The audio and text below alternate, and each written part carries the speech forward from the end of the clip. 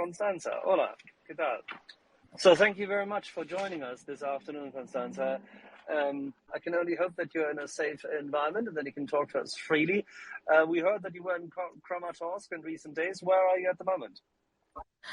Hola, sí. De hecho, sigo aquí en Kramatorsk, en la región del Donbass. Estaremos hasta el martes, que ya me voy a Kiev, pero sí llevo como una semana. Y bueno, la situación aquí es complicada. Hoy mismo bombardearon en la madrugada una escuela cerca de Kramatorsk, en Konstantinivka.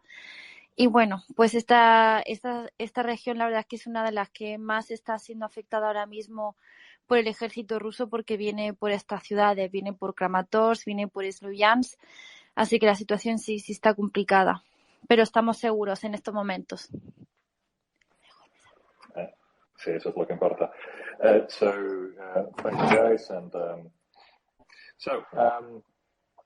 so she's mentioning that she's okay, they're safe. Things are, well, as safe as they can be. They're still in Kramatorsk at the moment. On Tuesday, they're going to be heading back to Kyiv. They're going to have a replacement coming in, so she's going to be heading back to Spain after that. And they've been in the Kramatorsk area for the last week. The situation continues to be quite difficult.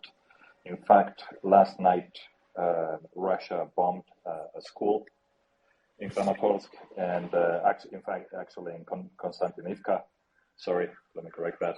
And the whole area, because they're passing through. So Kramatorsk and Sloviansk is actually still being hit pretty hard by the Russians.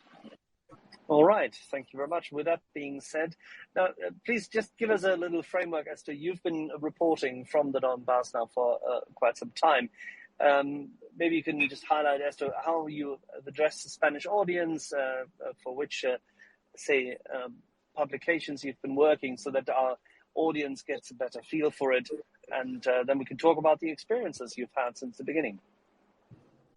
Claro, pues yo en estos momentos estoy trabajando para una productora española que se llama Oberon y que le da servicio a diferentes televisiones. Principalmente estamos mandando información diaria al grupo Mediaset, que tiene 2 televisiones nacionales. Una se llama 4 y otra Telecinco, pero a la vez también estamos mandando información de lo que está sucediendo aquí en el Donbass al grupo Caracol, que está en América Latina.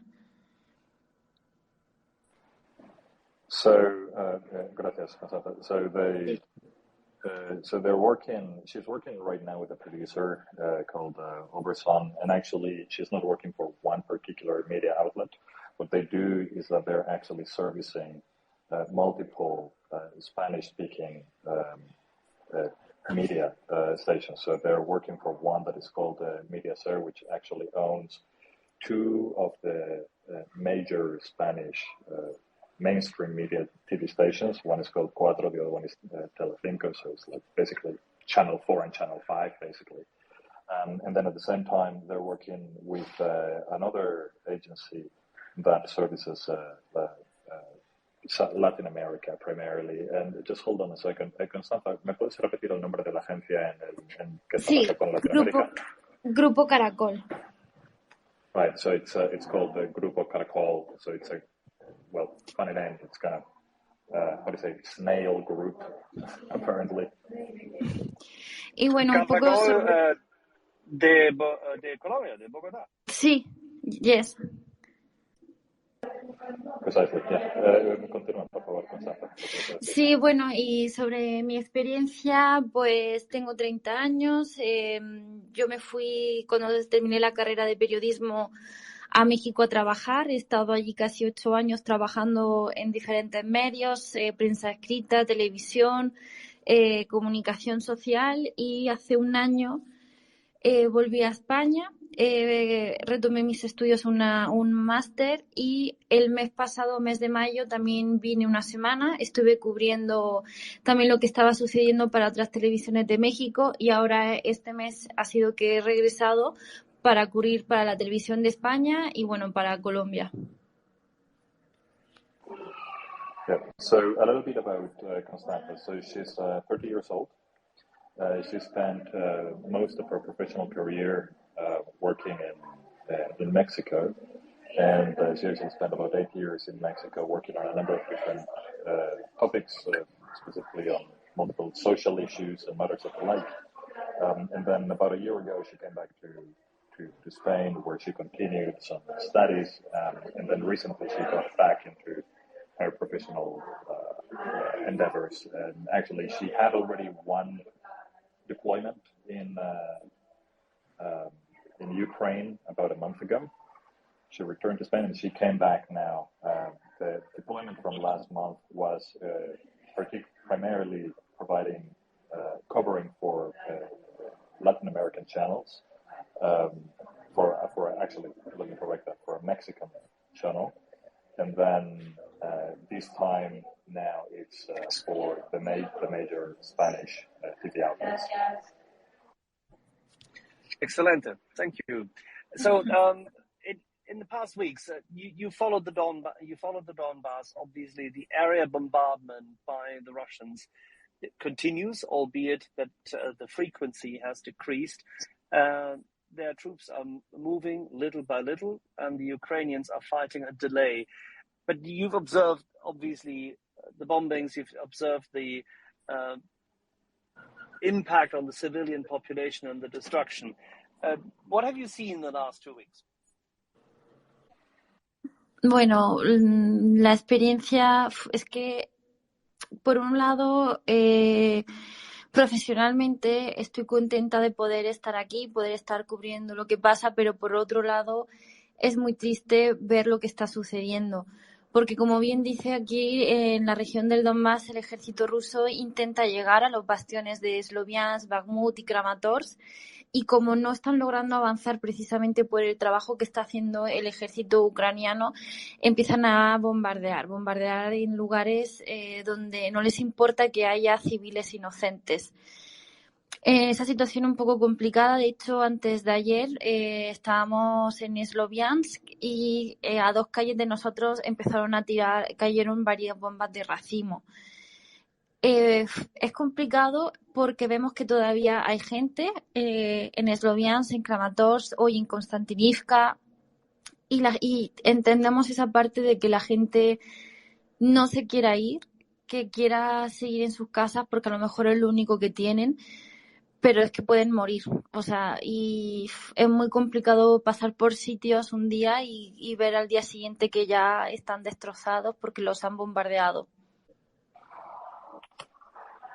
So, right. So, well, professionally, it's of course a challenge. It's interesting.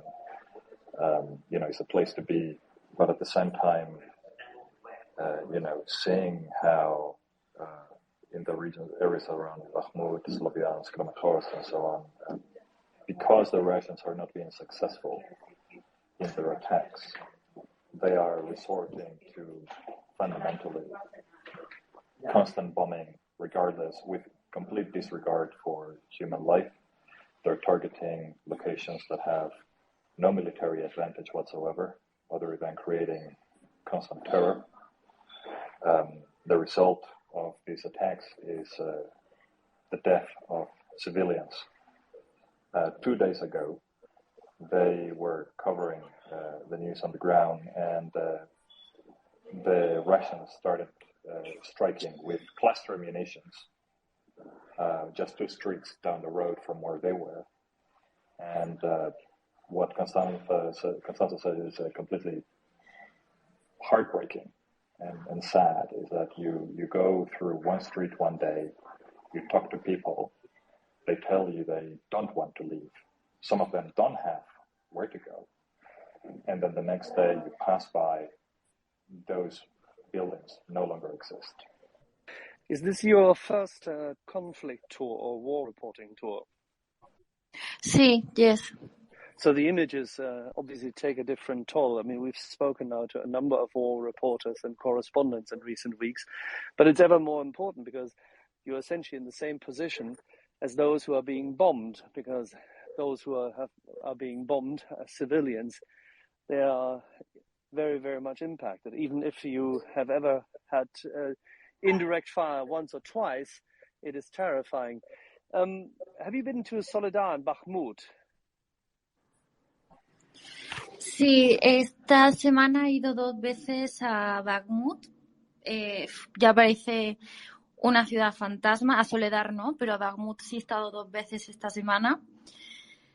Parece casi una ciudad fantasma. Estuvimos, creo que si no recuerdo mal, el jueves, un día después de que también bombardearan un edificio. De hecho, ese día, un día después que estaban arreglando los cristales, tapando las ventanas, fue un poco, no sé ni cómo explicar la sensación, si extraño, si en el sentido de que estábamos grabando, yo estaba un poco impactada porque es que hasta el día estaba feo, estaba gris. El edificio bombardeado, en la fachada se veían los trozos, los huecos de los impactos de la bomba. Y mientras que estábamos haciendo la crónica para mandarla a España, un señor de ese mismo edificio salió y empezó a hablarnos. Y nos empezó a poner música de los Beatles. Entonces fue como, pues, una experiencia en el sentido de rara porque ese hombre, o sea, fue como querer animarnos en cierta forma porque la situación es muy triste. O sea, su edificio estaba destrozado por los misiles y quiso poner música para ambientar el momento. Fue también, yo creo, una forma de esta persona como de desfogar, de desahogarse del todo la presión y toda la situación que al final vives, porque como vosotros decís, o sea, hay gente que está tranquilamente en su casa y de repente cae un misil, explota y la onda expansiva se rompen los cristales, muebles, y eso si no explota dentro del edificio y provoca que haya un incendio. Entonces es mucha presión la que está viviendo la gente, como vosotros decís, no son personas que hayan vivido siempre eso o que estén preparados. Yo lo que veo también aquí, y a mí también me ha pasado, es que cuando llegué las primeras veces, yo he estado ahora más de una semana, pero he estado viniendo 3 fines de semana, he estado fines de semana, hasta que ya me quedé más de una semana. Los primeros días, cuando sonaba la alarma, era de, venga, vámonos a la parte segura. Llega un punto en el que la normalizas, en el que ya da igual que suene la alarma, que suenen las explosiones, que escuchen los misiles, te quedas, ya no sales corriendo. Y yo creo que mucha gente también le ha pasado eso, que están, por desgracia, normalizando o han terminado normalizando la situación. Gracias, Constanza. Sí, esto demuestra la resiliencia de la gente también, de los ucranianos en esta situación.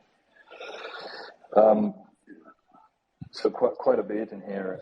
So she hasn't been to Solidar, but she's been twice in Bakhmut in the last few days, and the way she describes it, it's almost like a ghost town.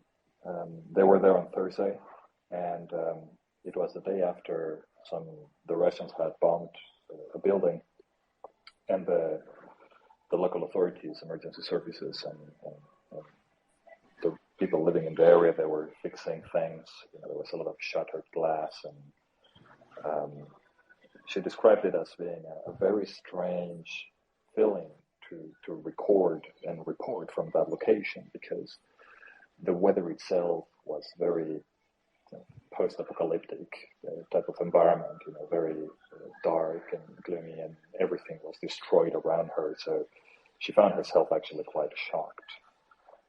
You know, the buildings around her, you could see the holes that were just made by the explosions, like going through the building itself.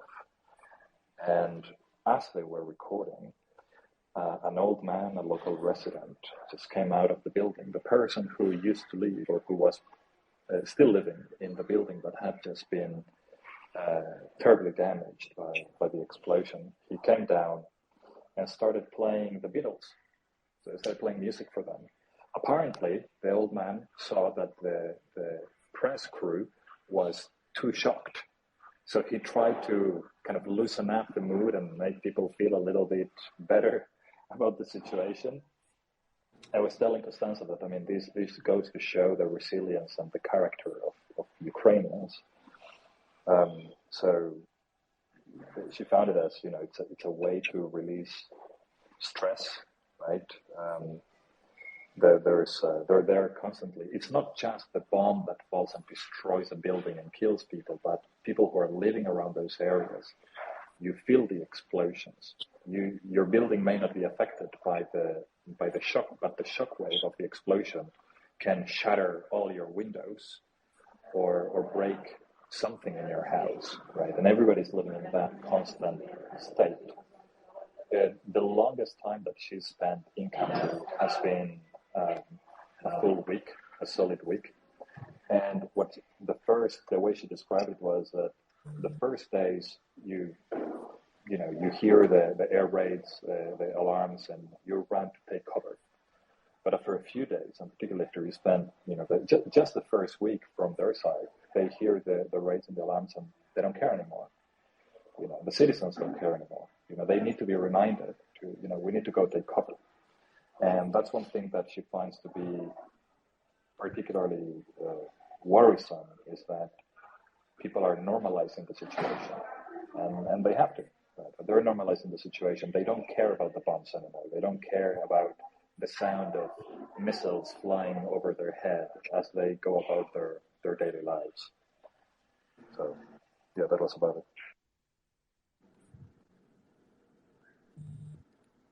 How much do you get to interact with people on the ground? How do those interactions look like? I'm presuming your Ukrainian or Russian language skills maybe aren't that great, or maybe I'm wrong in that. Do you have a fixer? And how much do you interact with the local population in the first place? Sí, he podido entrevistar a gente y es que de verdad es triste porque hay gente que no puede salir, no tiene, por ejemplo, aquí en Kramatorsk, en uno de los edificios que bombardearon en el centro había un señor, su mujer estaba en el hospital, muy grave herida porque un trozo de misil le atravesó la pierna, y él estaba con sus suegros metidos en el sótano en unas condiciones que no eran humanas, en el sentido de un sótano con humedad, estas personas ya eran mayores, estaba el suegro, por ejemplo, tenía una discapacidad, la mitad de su cuerpo no se podía mover, y se estaban quedando con ellos estaba quedando con ellos ahí porque no tienen a dónde ir, y como están a su cargo estas dos personas mayores, tampoco los pueden sacar. Está esta situación de la gente que realmente necesita ayuda, pero que también le decimos, bueno, y la ayuda humanitaria, y no quieren tampoco ayuda. Dicen que nunca han pedido ayuda, que ellos lo único que quieren es seguir cobrando su... That's why I brought it. Okay, Axel muted himself, as muted everyone else. Constanza, please continue. You need to unmute yourself again. Constanza, te hemos puesto las cosas. Puedes quitarte ahora Vale. puedes empezar a hablar otra vez de nuevo. Bien, sí. Vale, empiezo desde el principio. No querían, dicen que nunca, como que les daba vergüenza tener que recibir ayuda. Pero luego está la otra parte de la gente que, por desgracia, que no se van porque están esperando a los rusos, que por desgracia sigue siendo una realidad. Entonces, y es gente a lo mejor mayor, gente que, sobre todo lo que yo he detectado es que es gente mayor, que se criaron en la vieja escuela de la Unión Soviética y que piensan que volver con Rusia es la solución a sus problemas. Pero gente que se ha educado con esos, digamos, valores, o no sé cómo definirlo, pero que se ha criado con la escuela de la Unión Soviética, y son los que se quedan pensando que si llegan los rusos les va a ir mejor, y la realidad es que no sé si no se dan cuenta a su alrededor, pero de que los están matando y los están dejando sin casas. Es un poco increíble, pero sí, es cierto, es una realidad. Right. So yes, they've been interviewing quite a lot of people, but a lot of locals. She shared a couple of cases, very, let's say, different stories. In one case, so many people, they actually don't want or can't go anywhere. In one of the cases, downtown Kramatorsk had been bombed, and there was this gentleman who couldn't leave because in the explosion, his wife had been injured. She had a very severe leg injury, and she was being treated at the hospital. But then, because their house had been bombed, they didn't have a place to stay. So him and his father-in-law had moved to live into the basement of the building in what Constanza is describing as subhuman conditions, basically. And the father, on top of that, he's got also a pretty severe handicap. The father-in-law, he can't move part of his body, kind of one half of his body, his handicap. He can't walk or move, and so they need to help him for everything. So they're not going anywhere. At the same time, the same person, and she mentioned that this is actually relatively frequent, sadly, with some of the older people, that they are not willing to receive humanitarian aid. They refuse to go and ask for humanitarian aid. And the reasons that they're giving them when they interview them is that they've never asked for help in their entire lives. They've always pulled through on their own, and they're not going to start asking for help now. So that's one of the stories. Then the other one, which Constanza finds quite mind-blowing, is that there is actually people in Kramatorsk that are waiting for Russia to arrive. She said that this, as mind-blowing as it might be, is a reality. There is some people that have this fantasy of Russia. And the common denominator, as she describes it, is that these are, generally speaking, pretty old people. And some of them, they grew up in the USSR, right? They've been educated. They have this vision of a world that is being promised, so to speak, to them. And what Constanza finds difficult to understand is how can they maintain that perspective when their entire city is being shattered and destroyed by the people that they feel are coming to save them, but they consider that, as she says, this is sadly an existing reality on the ground. Were these the few old women in front of the one hotel in Kramatorsk again? Sorry, I got muted by mistake. Sorry, Domen, are you? Can you? I can repeat. It was Axel's question, but Axel's asking if this was the group of grandmas, of babushkas, in front of the one hotel in Kramatorsk that we heard previously about from other reporters that were so negative. No, yo no he entrevistado a un grupo de mujeres, no. It's not the same group of people. Okay, that's fine. We've heard Kramatorsk was one of the centers, as opposed to Slovyansk, where classification had been hardest and toughest after the Second World War, and it was built out. That's the difference, by the way, between the two sister cities, Slovyansk and Kramatorsk. And there is a lot of dependents who are local, so it's no surprise that some of the older ones, as she just described, may still harbor these feelings. And Kramatorsk is within reach of Russian digital media and radio. That should not be underestimated. So we're not surprised in that regard. All right. So what else has been standing out for her in the last 2 weeks? What was the most surprising, or respectively, what was the most interesting to see how the Ukrainians are defending their own territory? I mean, given the fact that they have the culture still to lighten the mood for the journalists, and they don't want any personal aid.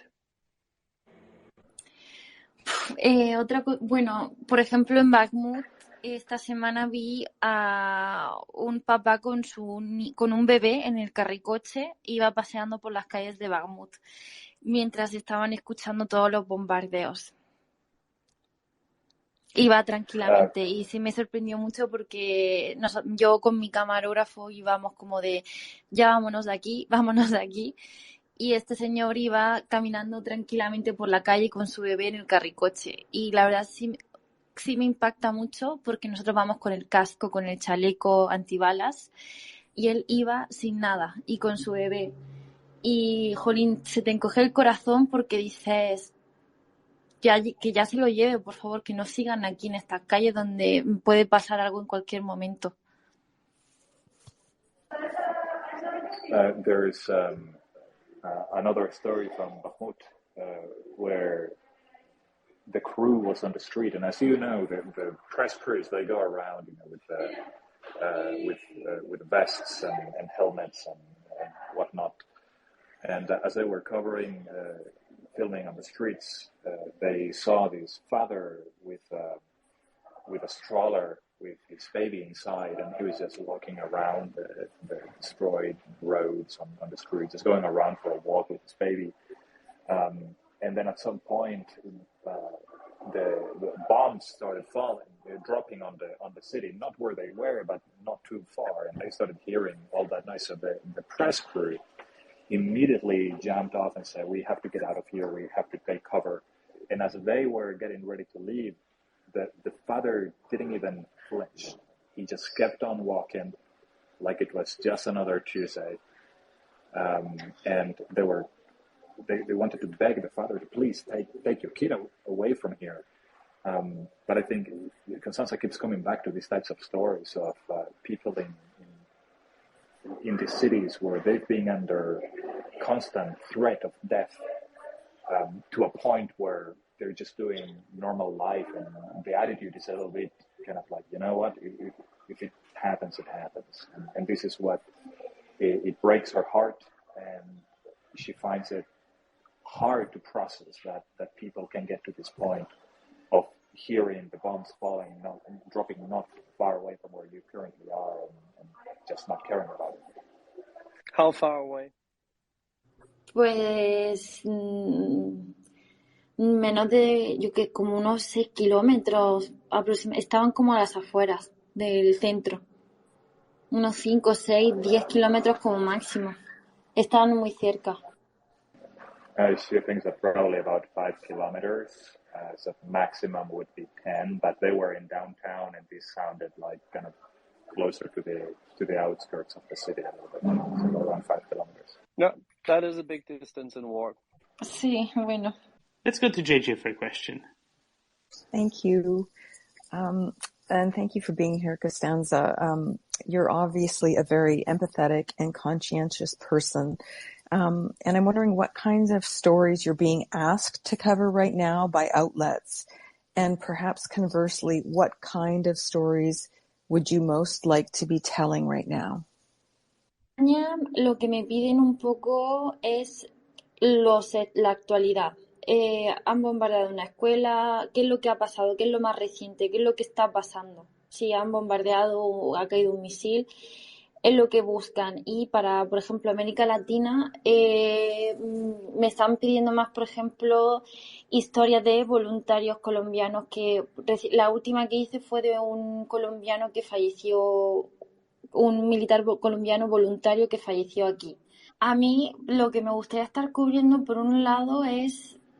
Yo me voy a quedar con ganas de hacer, por ejemplo, un reportaje sobre las armas ilegales que se están comercializando, porque hay mucha gente, sobre todo en la parte del norte de Ucrania, que cuando los rusos se fueron, dejaron cajas de granadas, dejaron misiles, dejaron muchas armas que en estos momentos se están comercializando y que es muy peligroso. Por ejemplo, esa es una historia que me hubiera gustado poder contar.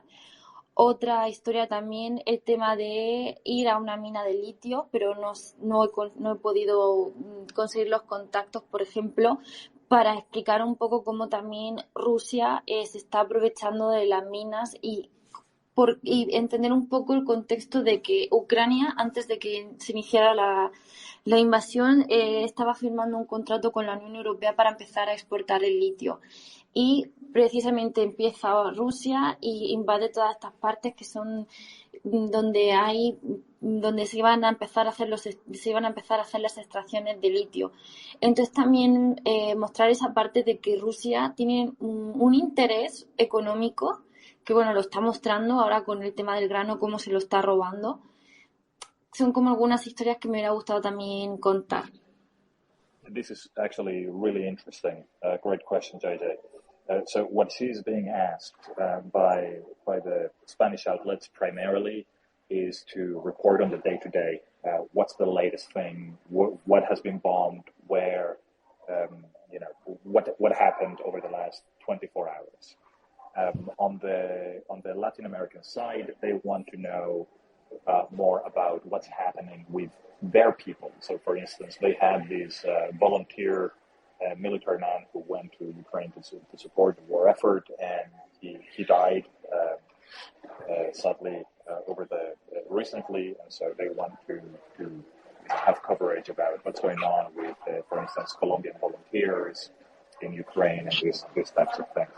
Now, what Constanza would like to cover, and she hasn't been able to do it. It's a couple of things. She would actually like to do a report dealing with illegal weapons trade. So, for instance, she was mentioning about there's when the Russians were pushed away from some northern part. Let me just ask her one follow-up question on this. Constanza, te iba a preguntar, sí. con la cuestión de las armas en el norte, ¿sabes de qué región era? De la parte de Chernóbil, justo la parte de Irpin, donde estuvieron los rusos que tuvieron que, cuando Ucrania logró llegar, vale. Ahí se dejaron en los bosques, se dejaron armas, incluso cajas de granadas. Vale. Y estas son las que se están vendiendo ahora en el mercado negro. Vale, perfecto, gracias. So, when the Russians were pushed away from the northern regions, so European and so on, they left behind lots of weaponry, including boxes, crates, not crates, but boxes full of hand grenades, other types of weapons, and a lot of these weapons are now being sold in the black market. Right, and so she would like to cover, what's happening with that on the one hand. What I found particularly interesting was she was mentioning the case of lithium mines, and the main issue why she has been unable to cover Ukrainian resources, and particularly the case of these lithium mines, is because she didn't manage to get the right contacts. The reason why she wants to cover this is because the Russians are currently exploiting these mines. And as she was describing, Ukraine, before the invasion, was in the process of entering into a trade deal with the European Union to trade some of these lithium resources with the European Union. And now the Russians are apparently taking them over.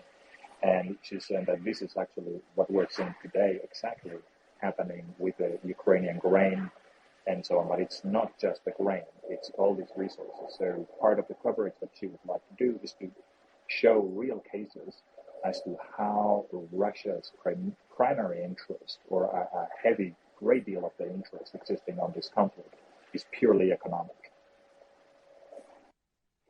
Yeah, we tend to agree with this. I mean, the locust horde coming across the border always does the same thing: rape, pillage, and take away. Now, she's going back to Spain. Will she then return to do that reporting soon? ¿Desde allí o volver aquí para poder hacerlos? Ambos. ¿Podrás hacer algo allí o podrás volver a Ucrania también? No lo sé. La verdad, es complicado también entrar aquí. y más si no tienes como el respaldo de una empresa o de una productora. Aquí ahora vienen otros compañeros después que yo y a ellos les tocará seguir contando la situación. El problema, yo creo que son temas que sí se van a tener que hablar, pero no creo que me toque ya a mí. Por desgracia también en España ahora el interés tema guerra ha bajado. Hoy justo se cumplen 5 meses desde que empezó la invasión y los españoles digamos que también han normalizado como la información de la guerra ya no les impacta tanto ver el drama que se está viviendo aquí.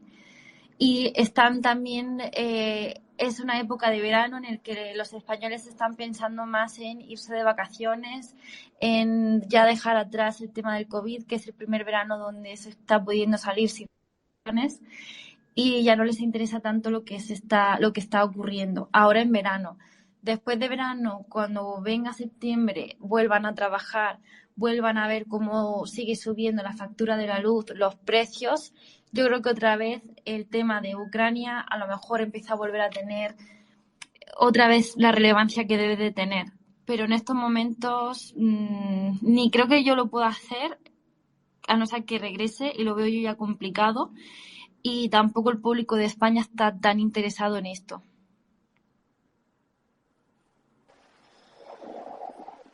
Yeah, so, well, a couple of things here. She's going back now, and she doesn't know whether she's going to receive an assignment covering Ukraine moving forward. Coming back on her own is going to be very difficult because she describes that without the backing of some production company or some other company, it's going to be very difficult for her to obtain a visa to get into the country. On the other hand, the interest in Spain in the conflict, this is something that I've mentioned actually a couple of times. The interest is going down. Today marks the 5th month of the conflict. Spaniards are now starting to go on holidays, so people are not paying that much attention. It is the first summer since COVID hit, but it's a summer without COVID or COVID restrictions, so most people are sadly not paying close attention. The majority of the population, the citizens, are not paying close attention. She believes that probably after the summer, around September, as prices are going up and the war is impacting the economy, that perhaps then the interest will start going up again. But she doesn't know whether she will have the chance to go back in the country and continue covering the war. All right, let's. JJ, you had another follow-up question. Thanks, Axel. Constanza, I wanted to know what you think will happen in terms of interest in Spain, if you are able to accurately explain why this is highly economically motivated. A ver, el problema de esto es que en España se politiza todo y se aprovechan de todo. La situación políticamente en España, es que esto va más allá. Yo, mi opinión es que políticamente la situación en España ahora mismo es complicada con un gobierno que no tiene la mayoría absoluta. Entonces, teniendo el mismo gobierno, teniendo una parte para poder, que es Podemos, que está en contra de que se le apoye a Ucrania, y por otro lado tiene una oposición muy fuerte ahora con la ultraderecha de Vox y el Partido Popular, que están aprovechando y politizando esta situación para decir al gobierno que no es culpa la situación económica de la guerra de Ucrania. Obviamente que no se está comunicando bien, pero por el contexto político que es complicado explicar ahora en estos momentos, no sé si más o menos con esto que te acabo de decir puede entenderlos ellos, sino que me refiero a es complicado porque políticamente no van a dejar que se transmita bien.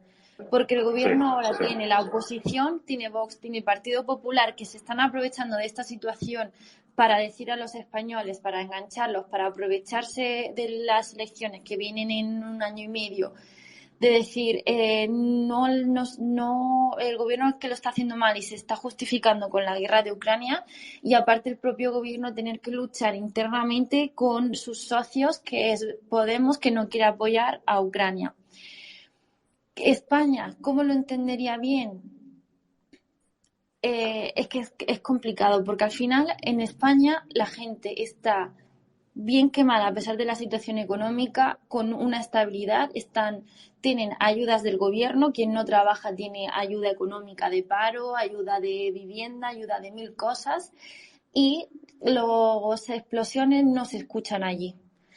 Yo creo que hasta que la gente no lo viva, no van a dimensionar lo que está pasando aquí. Pueden tener una idea, pero al final del día a ellos no les está pasando. Y España está en una posición muy diferente porque es parte de la OTAN, porque es parte de la Unión Europea, y en España estamos seguros porque sabemos que no nos va a pasar nada, que si por error Rusia intenta hacernos algo, se le van a ir un montón de países encima. Entonces, ¿cómo ponerte en el lugar de Ucrania si nosotros no vamos en principio es muy difícil que llegamos a pasar por esto? Por eso yo creo que también la gente ahora mismo está pensando en lo que decía, ¿no? En 1000 cosas antes que, o se van a preocupar más en su bolsillo, pero no tanto en lo que está pasando aquí, que está muriendo gente, que están invadiendo su país y que le están quitando la libertad y que le están quitando la democracia a Ucrania.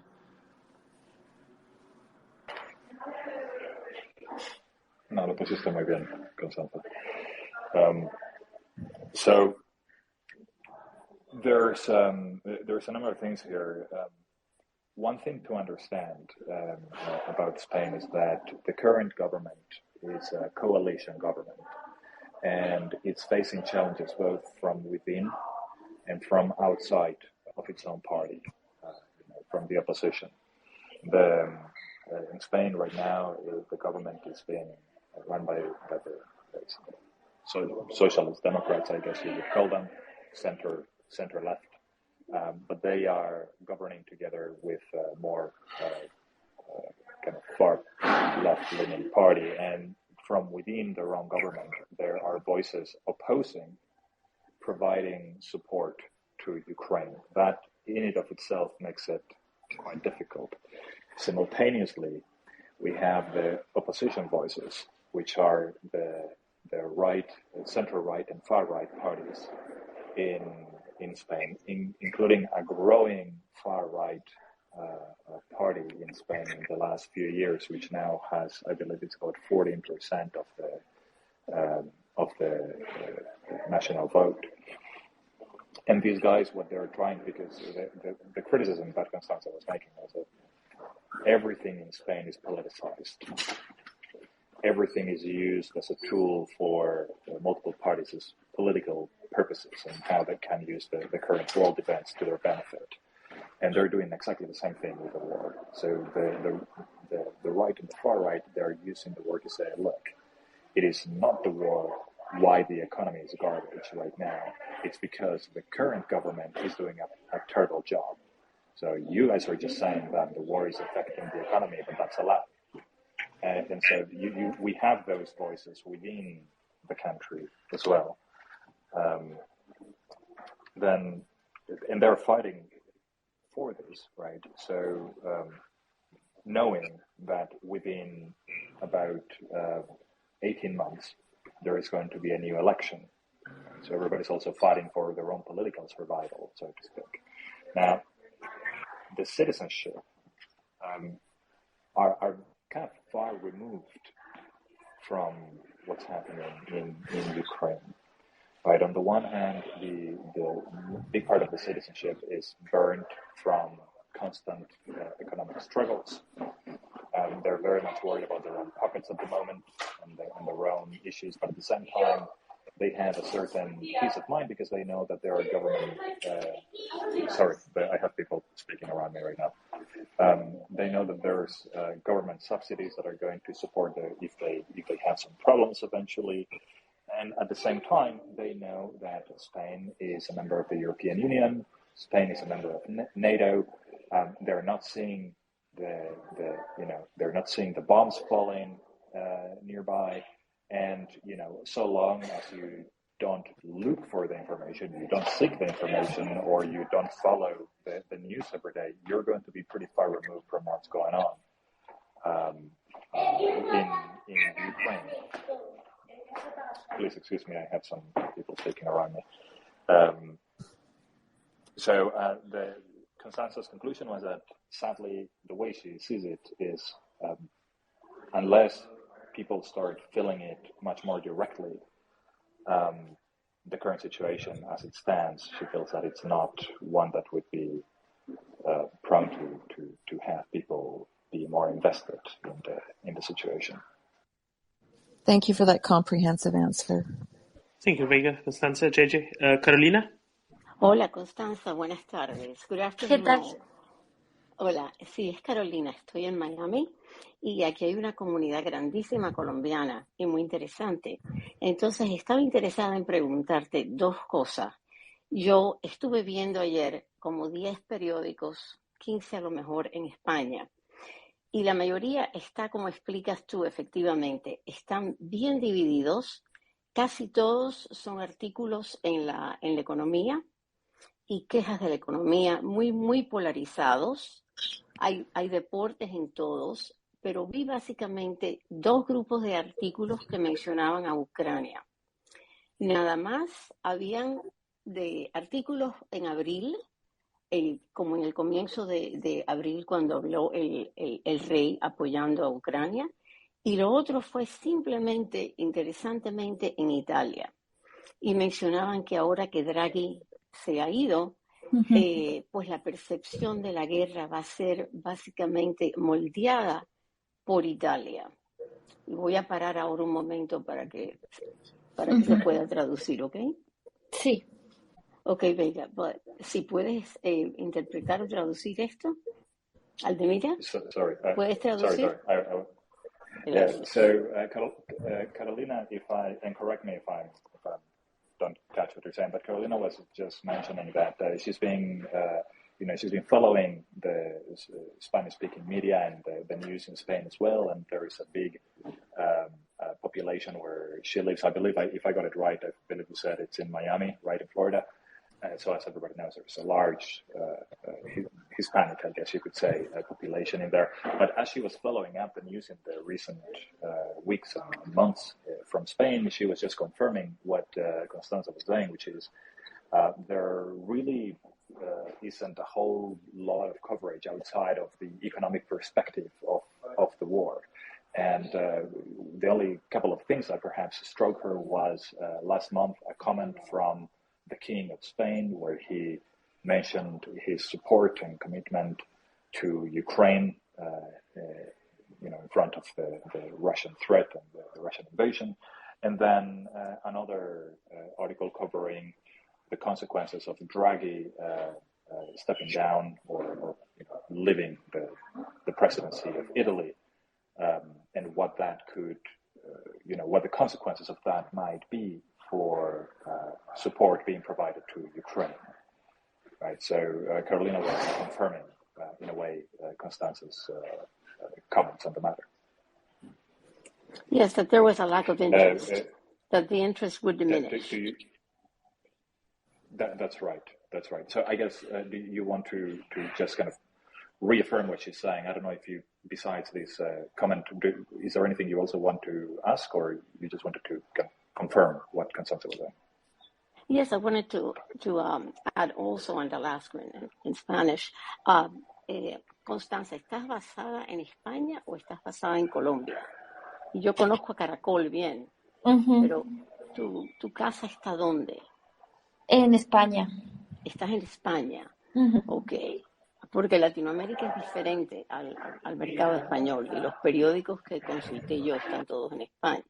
Claro. O sea que lo que veía yo era nada más que en España. Además, dos periódicos en que expresaban el interés en Ucrania, tan solo en la primera página. Dime. Además, la situación al final del día aunque los españoles han perdido el interés, Ucrania está en el territorio europeo. A América Claro. Latina le queda muy lejos. Entonces el interés no es el mismo, ni cómo le afecta. Yo he vivido casi 8 años en México. No es lo mismo cómo le afecta a España la guerra de Ucrania en tema gasolina, tema gas, tema alimentos, a cómo le afecta a México, que casi no le afecta. Entonces sí, yo me baso más en el tema de España, que sí le afecta, aunque esto desgraciadamente lo que les decía, yo lo que veo es que en España ha perdido el interés porque están centrados en sus propios problemas económicos. Ahora que mencionabas a Draghi, igual, o sea, yo creo que también, aunque tenemos a Ursula von der Leyen como presidenta de la Comisión Europea, que creo que está haciendo un papel extraordinario, pero falta liderazgo en estos momentos en Europa. Yo me pregunto cómo sería una guerra ahora mismo en Ucrania si estuviera Angela Merkel, no el presidente que hay actualmente. Te oigo. Entonces creo que sería muy Entiendo. diferente y el apoyo sería muy diferente. Porque al final, y qué bueno que yo veo que los ucranianos están muy agradecidos con la Unión Europea y con Estados Unidos con el apoyo que está dando.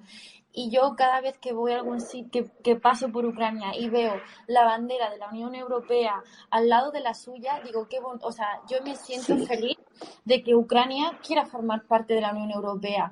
Pero desgraciadamente yo lo que veo es que al final tanto la Unión Europea y Estados Unidos están aprovechándose en el sentido, o sea, sí están ayudando, pero también están a ver qué es lo que pasa y no están ayudando como realmente, porque podrían hacer mucho más, podrían dar mucho más dinero.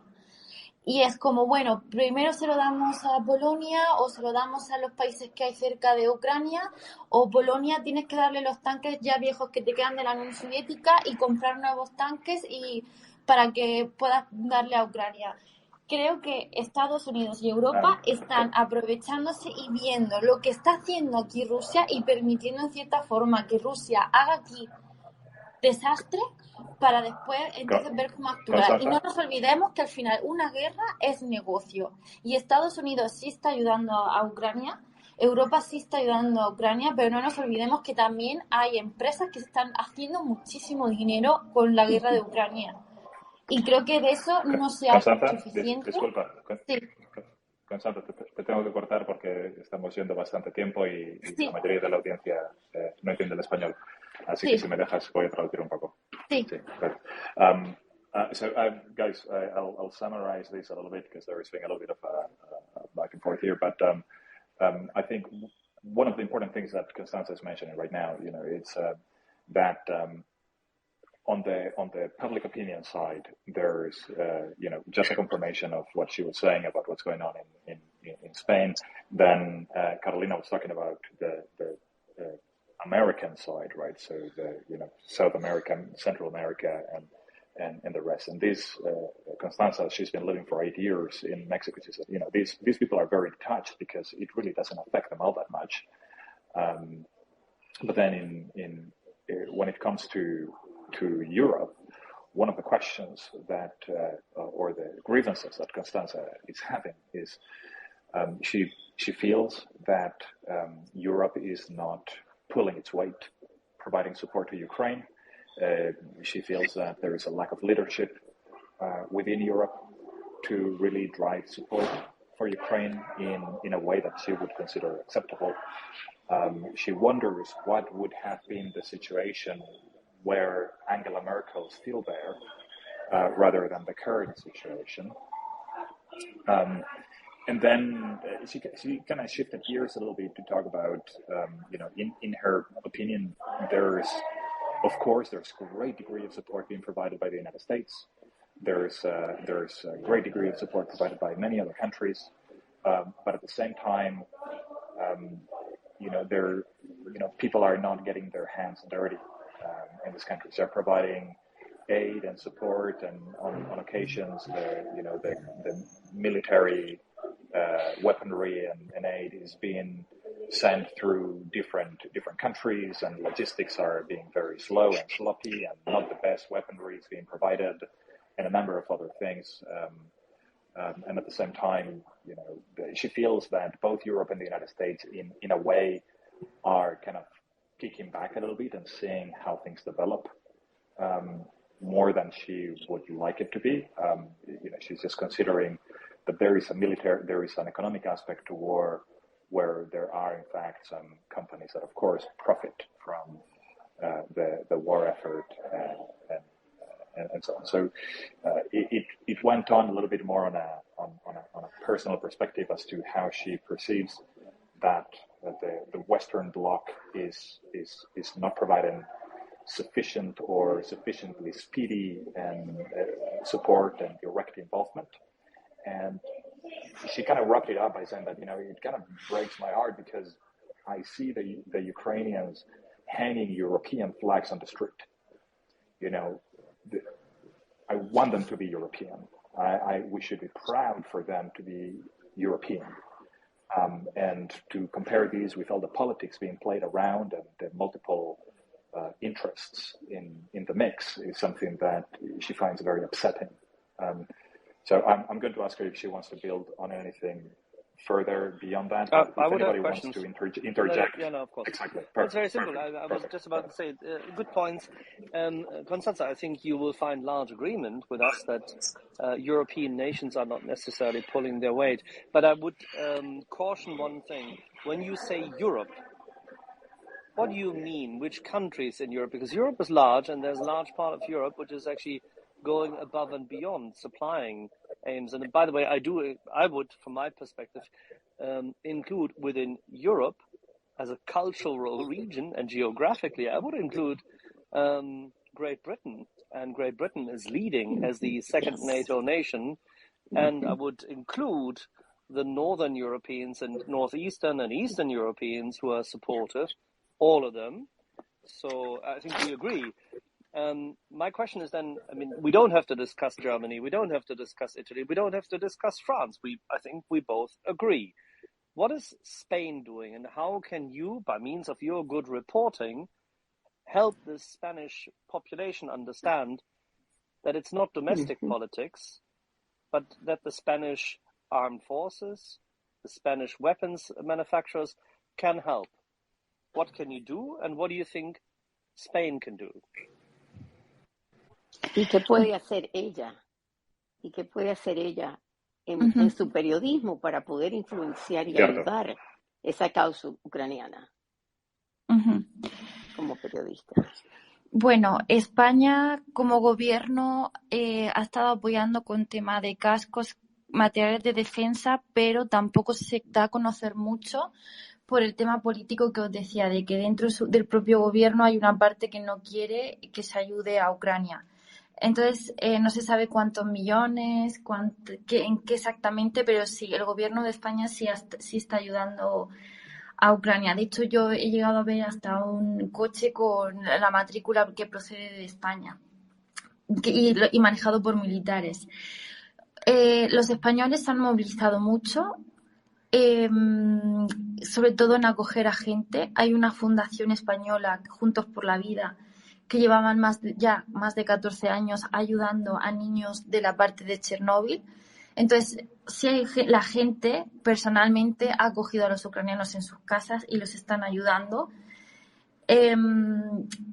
Yo como periodista, informar. O sea, es que lo único que yo puedo seguir haciendo es mostrar lo que está haciendo Rusia e intentar abrir los ojos a la gente para que vean que esto está pasando de verdad, que estamos a 3 horas, bueno, ya no hay vuelos, pero de Madrid a Polonia son menos de unas 3 horas en avión, que está más cerca de lo que nosotros nos imaginamos y que de verdad que es importante que nos apoyemos, que hoy les está pasando a ellos y esto no sabemos si se pueda complicar o no. Entonces, para mí es eso, seguir informando y seguir haciendo consciente a la gente de que aquí se están cometiendo crímenes de guerra y de que está muriendo gente inocente, familias, niños que simplemente han fallecido por estar en la calle o por estar en sus casas. Y creo que todo el mundo, como yo que vengo de un país democrático, tenemos que luchar por la democracia y por la libertad, que es lo único que que podemos hacer y por lo que se ha luchado tantos años es que se siga manteniendo.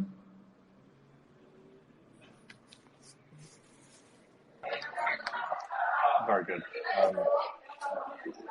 Sorry, I apologize. I'm in a public area, so if you hear some background noise, it's my bad again. She was mentioning that from what she knows, the government, because it lacks that support from, they're being targeted both internally and externally by opposing political forces, that they're not being very vocal about what is being done and sent in terms of military aid. She knows that protective gear is being provided, helmets, other types of equipment. She's seen actually military vehicles as well. She's actually seen them on the street with Spanish plates. So she knows that she doesn't know the specifics of it, but she knows that there is help being provided. Of course, it's not comparable with what other nations are doing. In terms of other NGOs and what people are doing and regular citizens welcoming Ukrainians in the country, there is a number of NGOs like Juntos por la Vida, Together for Life, and they are receiving Ukrainians in Spain and placing them in houses and living with families. And from her side, Constanza, what she considers that all she can do is continue informing, show the truth, show that it is really happening and what is truly happening. And the fact that Ukraine is just a 3-hour flight from Madrid, and today is them, and tomorrow it will be us in terms of Spaniards and Ukrainians, right? So there are war crimes being committed, there are families dying, there are children dying every single day, and it is a duty of the democratic nations to get together and provide support when support is needed. Can I follow up on this? This is very good points, and thank you for that, Constanza. But can I follow up on this? And I think you are aware that one of the bigger stories in Europe is the constant insubordination and infiltration by the Russian security services in their propaganda actions. Now, in France, this is focused on one party specifically, albeit that the communists in France are willing idiots, as always. In Germany, there is support for the AfD, which definitely comes from Putin. In Italy, that does exist. Mr. Salvini has visited the Russian ambassador and its embassy 5 times since the invasion. Now, in Spain, there is good news and good understanding and good evidence that the catnats, meaning the nationalists in Catalonia, have been fomented with a lot of Russian money over the past 3 decades. Don't you think that it's not just a 3-hour flight, but that the Russian, agitation and propaganda has arrived in Spain a long time ago? Don't you think that this is a big topic which we should weave into this? Vale, sería ya la última pregunta que puedo responder por el tiempo, porque ya me tengo que ir a grabar. Si queréis otro día podemos seguir hablando, porque veo que hay varias personas que todavía quieren preguntarme algo. Sí. Claro que sí. Déjame hacer vale. un comentario rápidamente. So, guys, this is going to be the last question. She's being pulled to get into recording for something else. So she's happy to come back another day, but she will have to run after this. So, that's okay, of course. Por favor, continúa. Ok, sí, estoy totalmente de acuerdo. Sabemos que hay oligarcas rusos que han hecho muchas inversiones en España, que es una pena que el gobierno... es que el problema es político en España. Tenemos un gobierno que no tiene la mayoría absoluta y que por eso no tiene la libertad. Nuestro presidente Pedro Sánchez ahora mismo no tiene la libertad para poder hacer más. por eso a lo mejor no se está metiendo con los partidos separatistas de Cataluña, porque acordaros que en España recientemente con el anterior presidente Mariano Rajoy hubo un problema muy grave en Cataluña cuando se convocó ese referéndum que ahora dicen ilegal, donde fue un desastre y que con razón los catalanes están enfadados por cómo la policía actuó en contra de ellos. Digamos que Pedro Sánchez tiene un poco las manos atadas porque se está intentando reintegrar, unir a Cataluña a España, reconciliarnos con ellos, pero Pedro Sánchez, el presidente actual, ha sido muy claro y ha dicho que Putin es un dictador, algo que no había pasado, que un presidente español hablara jamás así de Putin, de un presidente de algún otro país. Que sí, obviamente siempre se puede hacer más, pero creo que dentro de las posibilidades que está teniendo y de lo complicado que está siendo gobernar políticamente para el presidente que hay actual de España, creo que el tema Ucrania lo ha tratado bien. Y bueno, espero haber respondido a su pregunta. Sí, y si nos dejas, Constanza, voy a traducir esto y luego ya te podemos despedir más cordialmente. Sí, Si tienes un minuto para esperar. ¿Sí? Claro, sí. Sí, vale, gracias. Okay, so you are absolutely right. She confirms, as I would that Spain has been receiving, there's a lot of oligarch money in the country. There's been a lot of investments that are confirmed from Russian oligarchs and other shady sources coming from that part of the world. And they have quite a heavy influence in the country. So the consequences of that, you can only think, right? I mean, it's how these the influence operations in the country transfer into propaganda. Now, the problem, as Constanza sees it, is a political one. The government of Pedro Sánchez, the president of Spain, is in a way tied up and limited because it's a coalition government, and he needs to keep the peace within its own government. And so she perceives that he hasn't really gotten into building up tensions with the secessionist groups in the country. She was reminding that with the previous government of Mariano Rajoy, who was kind of the center-right People's Party, which is actually a center-right party in the country, that there was actually a referendum that was done in Catalonia, and the referendum was to say, should Catalonians secede from Spain? Of course, lots of different types of interests involved in that, but that ended up with police action on the streets, and that created a lot of animosity and tension with that part of the country. And so the party or the government of Pedro Sánchez has been trying to really bring them back together, to reconcile the Catalonians with the rest of the country. And so now, while he's not been getting too much into those issues with the secessionists, but rather trying to build this sense of Spanish unity, so to speak.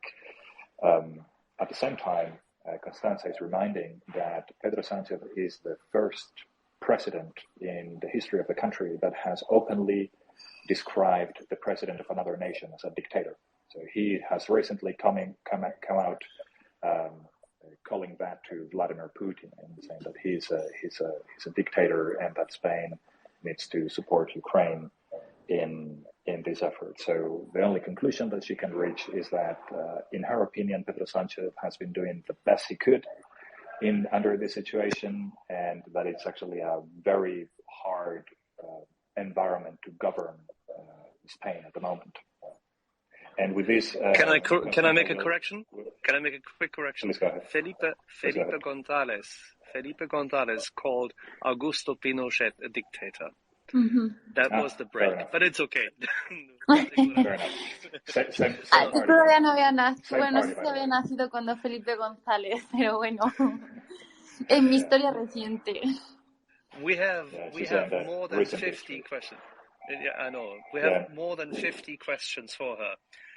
Can she make a promise, please, to come back, hopefully before she leaves Ukraine, otherwise right after? Claro que sí, si queréis nos ponemos de acuerdo y esta semana para poder terminar de responder a las preguntas que han quedado, o si me queréis hacer llegar las preguntas y os las envío respondidas, lo que queráis. So Axel, she would love to do that, and she has offered to join up again sometime later in this week. And if there are way too many questions to cover in the space, then she would also be happy to receive some of them in writing, and she could try to answer some of them. That's perfect. So how about Thursday? Or is she traveling then? Constanza, ¿qué te parece el jueves? Vale, sí, sin problema.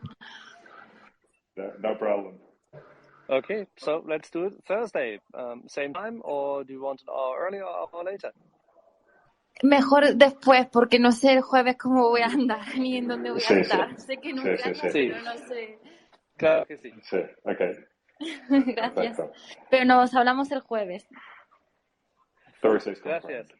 Gracias. Super. Okay. So I think we should wrap it up with Constanza. So I'll say it in English. I'll say it again in Spanish. Axel, I think your Spanish is much better than you're letting on. So, I would love to hear you also before she goes away. But I think I share with everybody, we're super grateful that she's been here, particularly considering she's been kind of running around in Ukraine, in a war zone, let's not forget. So with this said, Constanza, te queremos agradecer muchísimo tu presencia aquí hoy. Sabemos que estás muy ocupada y que tienes mucho trabajo antes de marcharse de vuelta a España. Y eso es todo. Y creo que Axel va a querer decirte algo en español. Okay. Okay. Thank you so much, Constanza. Much appreciated. No. If I jump over that fence and annoy you with my Spanish, you'll be. Anyway, we'll do this later in the week. See you on Thursday. Yeah. Okay. Muchas gracias, Constanza. Un abrazo, gracias. Cuídate. Chao. Igualmente, gracias. Igualmente, gracias. Igualmente, gracias. Igualmente, gracias. Igualmente, gracias. Igualmente, gracias. Igualmente, gracias. Igualmente, gracias. Igualmente, gracias. Igualmente, gracias. Igualmente, gracias. Igualmente, gracias. Igualmente, gracias. Igualmente, gracias. Igualmente, gracias.